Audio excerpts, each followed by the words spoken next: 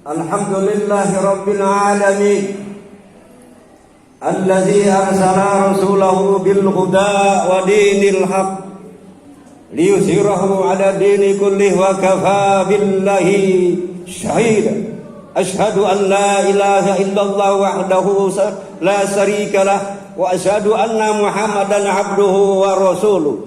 Allahumma salli wa sallim ala sayyidi wa habibi wa tabibi qalbi wal jasadi wa ruh sayyidi Rasulillah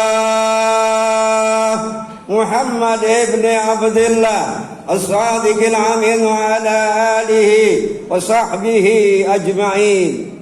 Amma ba'd, fa ya ibadallah usikum wa iyaya bi taqwallah faqad fazal muttaqun. Bismillahirrahmanirrahim. Ya ayyuhalladzina amanu taqullaha haqqa tuqatih wa la tamutunna illa wa antum muslimun. Jamaah salat Jumat Masjid As-Sakinah Perdam Murka Allah yang dimuliakan.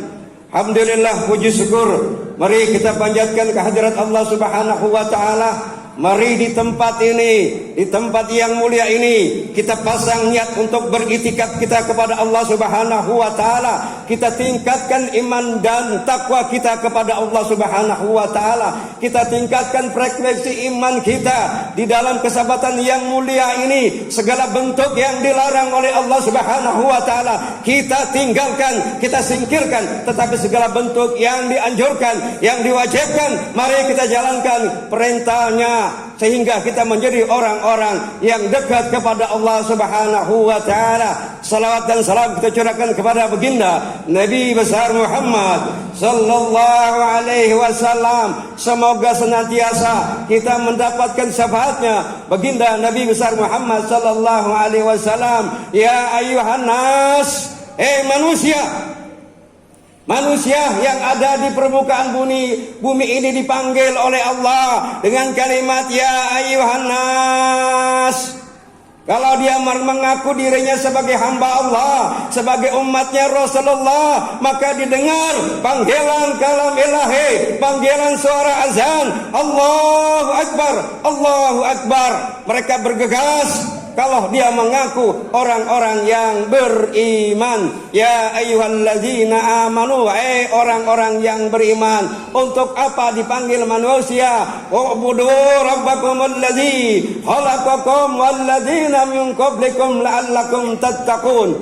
Jamaah Perdam Murka Allah yang dimuliakan, waktu yang sangat singkat ini marilah kita pergunakan untuk mengenal Islam. Islam dalam konteks yang secara umum, jamaah yang dirahmati Allah Subhanahu wa taala. Rukun Islam ada 5. Yang pertama kita mengucapkan kalimat asyhadu alla ilaha illallah wa asyhadu anna Muhammadur Rasulullah. Kalau kita udah berikrar, konsekuensinya tinggi di hadapan Allah Subhanahu wa taala. Tetapi sekarang banyak orang yang berikrar, banyak orang yang bersyahadat, tetapi tanggung jawabnya lepas daripada sumpahnya kepada Allah Subhanahu wa taala. Jamaah yang dirahmati Allah Subhanahu wa taala. Karena apa? Karena syahadat yang pertama untuk memperbaiki tauhid kita, kalimat la ilaha illallah. Kalau kalimat tauhid kita sudah mencekam, ada di dalam diri kita, wa nahnu aqrabu ilaihi min hablil warid, maka Allah akan dekat senantiasa kepada kita. Oleh karena itu jadikanlah diri kita tempat Allah tempat Allah. Iqra kitabaka, tempat Allah bersemayam jamaah yang dirahmati Allah Subhanahu wa taala.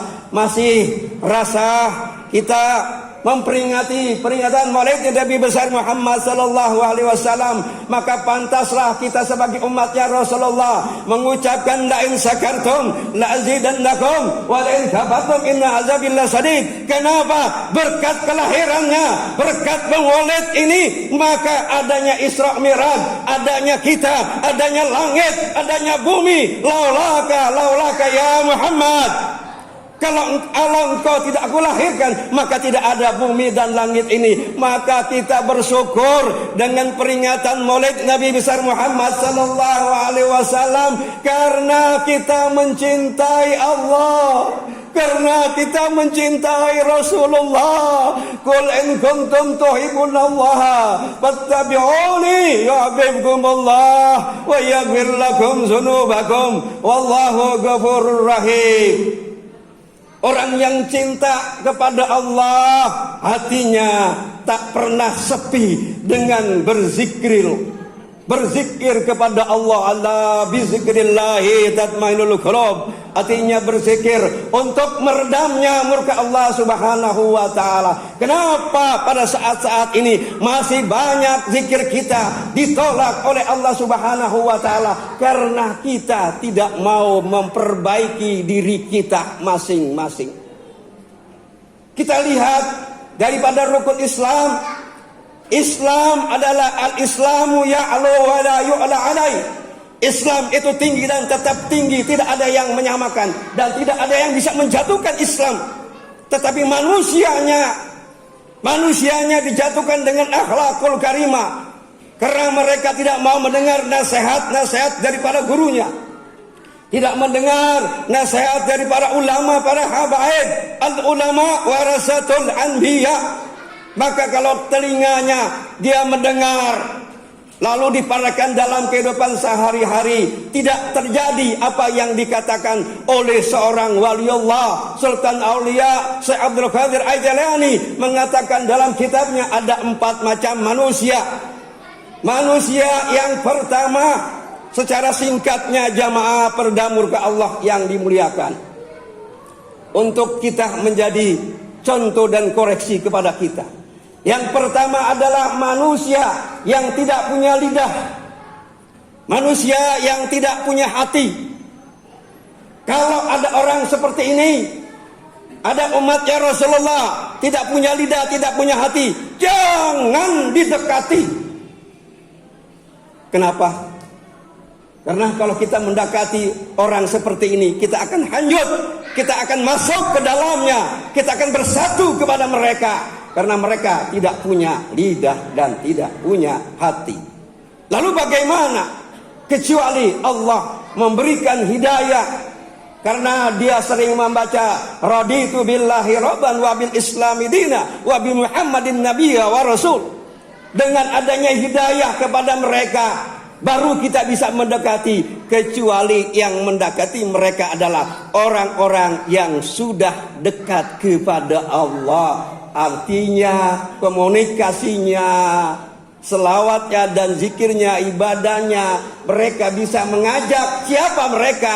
Para ulama-ulama yang soleh, para abaik kepada guru-guru kita, kakek kita, nenek kita, semuanya. Semua yang bisa menyatukan mereka yang tidak punya hati dan punya lidah.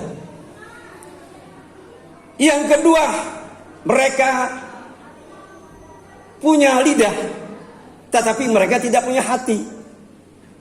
Ini yang ditakutkan. Di atas mimbar ini pun sangat khawatir dan takut, karena lidah itu mudah sekali untuk menyampaikan sesuatu.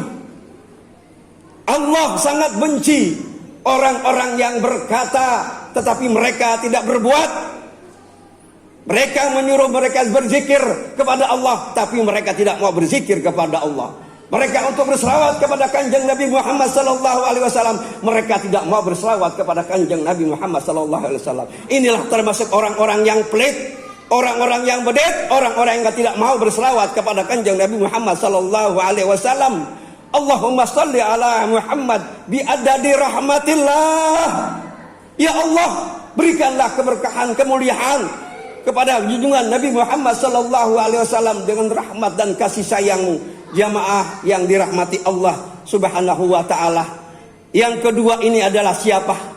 Yaitu para mubaligh, para ustadz, para dai dan semuanya yang menyampaikan. Semoga mereka tidak termasuk orang-orang yang punya lidah tetapi tidak punya hati. Mereka adalah orang-orang termasuk yang ketiga, apa yang dikatakan oleh Sultan Aulia Syekh Abdul Qadir Jalani. Yang ketiga adalah orang-orang yang punya hati dan punya lidah. Orang seperti inilah jamaah salatul Jumat perda murka Allah yang kita dekati.